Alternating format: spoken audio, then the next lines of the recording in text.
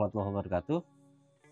Selamat siang teman-teman mahasiswa Prodi Ilmu Komunikasi Universitas Islam Indonesia, khususnya para peserta mata kuliah Komunikasi Risiko dan Bencana. Di sesi kali ini kita akan melanjutkan pembicaraan tentang 3 paradigma dalam kajian kebencanaan. Kalau di pertemuan sebelumnya kita sudah membahas paradigma hazard atau paradigma ancaman, kali ini kita akan membahas paradigma kerentanan atau vulnerability. Paradigma ini muncul sebagai kritik atas paradigma hazard khususnya pada tahun 1980-an. Para pencetus paradigma ini mempertanyakan apakah benar kerugian yang diterima manusia atau kemudian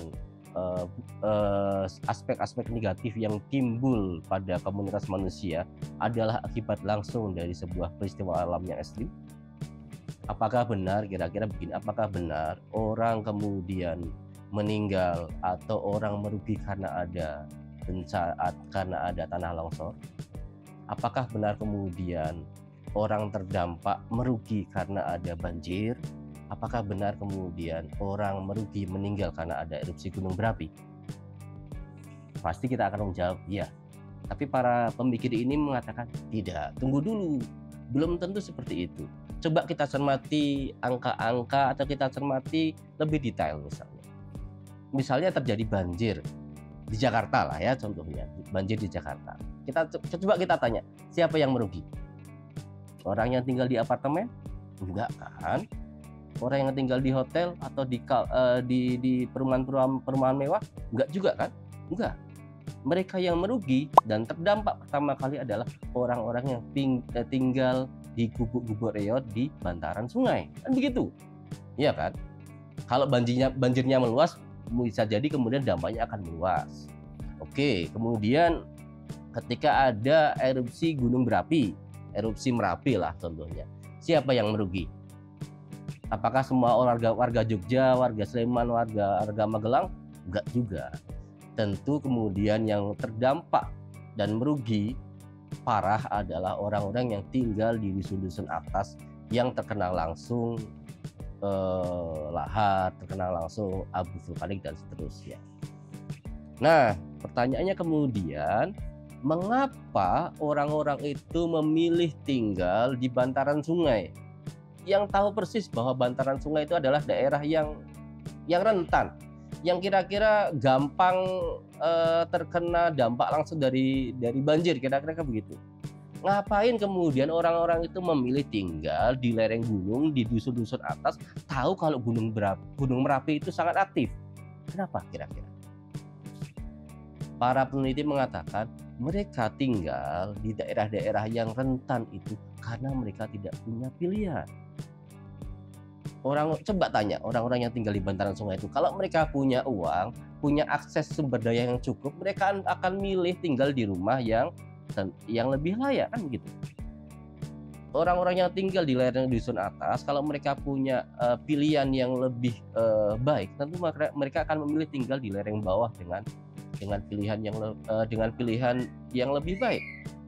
Jadi menurut para pemikir ini, bencana terjadi sebagai akibat dari kondisi rentan pada komunitas manusia tertentu.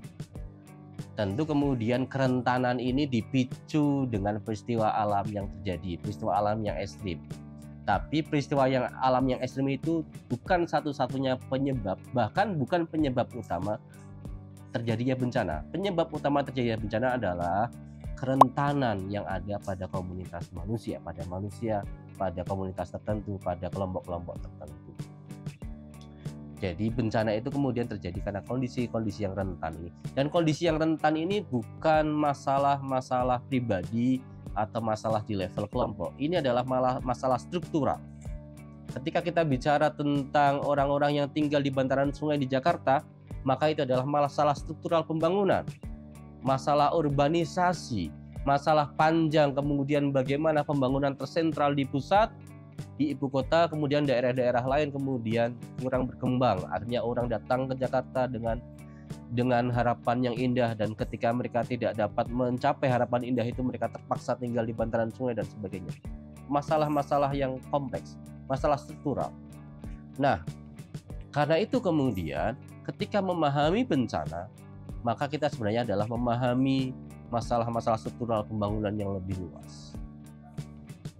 Paradigma ini mengatakan aspek yang kedua, ketika terjadi sebuah peristiwa alam ekstrim, orang tidak punya banyak pilihan. Orang tidak punya kemudian pilihan atau tindakan-tindakan adjustment seperti dalam paradigma Hazard. Kalau dalam paradigma Hazard, para pakar meyakini ketika ada sebuah disrupsi sosial, kemudian orang akan melakukan tindakan penyesuaian, ada adjustment atas perilaku dan tindakan mereka. Maka dalam paradigma vulnerability, orang tidak banyak pilihan, karena kemudian orang yang tinggal di bantaran sungai misalnya, mau pilihan apa ketika terjadi banjir? Mereka kemudian mau melakukan klaim asuransi, mereka nggak punya asuransi. Mereka mau pindah ke tempat yang lain, mereka nggak punya pilihan, punya akses kepada tempat yang lain, dan seterusnya.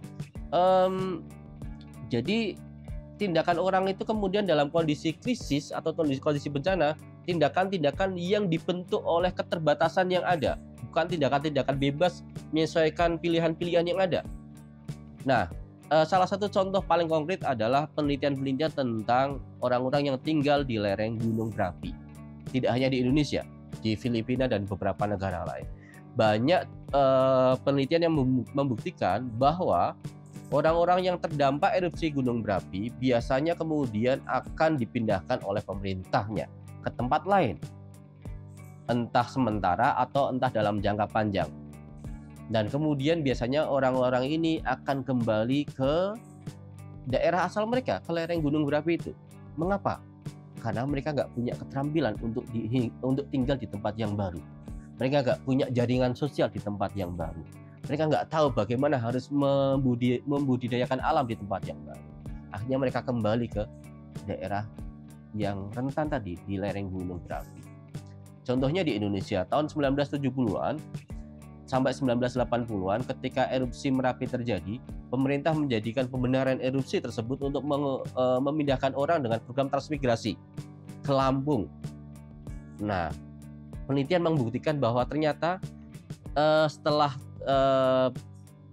dipindahkan ke tempat daerah transmigrasi tersebut, orang pelan-pelan kembali ke lereng Merapi. Satu keluarga kembali, datang lagi ke keluarga kedua, dan seterusnya. Akhirnya kemudian kembali ke lereng Merapi. Kenapa? Ya tadi, mereka di tempat transmigrasi baru nggak tahu harus membudidayakan alam dengan bagaimana. Mereka nggak punya jaringan sosial yang kuat, nggak kenal dengan warga setempat. Mereka kemudian tidak tahu kemudian ancaman yang ada di tempat baru itu. Mereka akhirnya memilih kembali ke tempat asal mereka.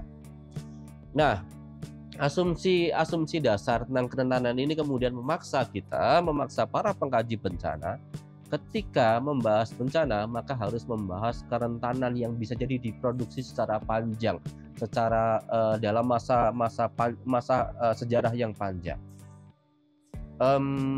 Paradigma kerentanan ini tidak menolak program pengurangan risiko bencana dengan program-program yang sifatnya teknis atau technical. Misalnya membangun rumah tahan bencana, oke lah, nggak apa-apa. Misalnya membangun sabu dams, itu nggak apa-apa. Tapi itu tidak cukup, karena kemudian problem bencana adalah problem kerentanan.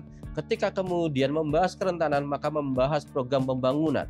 Maka kemudian itu berarti membahas program pembangunan yang lebih adil, membahas kemudian pembangunan yang lebih merata, membahas akses pendidikan yang lebih layak dan merata, membahas akses atas sumber daya yang lebih fair, membahas akses atas sumber daya hutan yang lebih baik dan fair bagi masyarakat lokal, dan seterusnya.